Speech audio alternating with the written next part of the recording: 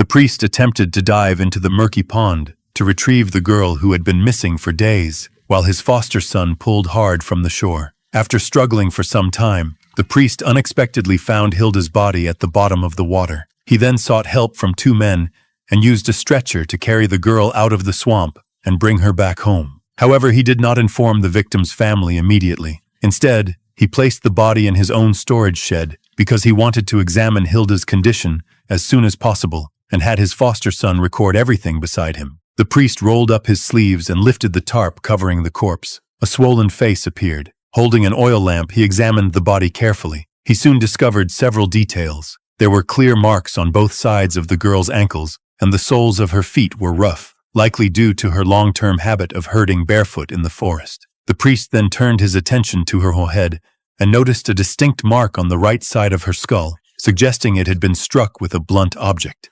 Measuring with precision, he found that a patch of hair above the ear, 2 inches from the scalp, had been violently torn out. This matched the hair they previously found in the small wooden cabin. Next, he noticed that the neckline of her clothing appeared to have been pulled or yanked. Just then, the arrogant sheriff suddenly arrived. The priest quickly shifted into the role of a spiritual guide, pretending to perform last rites to hide the fact that he was conducting a clandestine investigation. But instead of examining the victim, the sheriff questioned why the priest and his foster son had gone to the swamp in the first place. Before the priest could finish explaining, the sheriff shoved him aside and lifted the white tarp covering the corpse.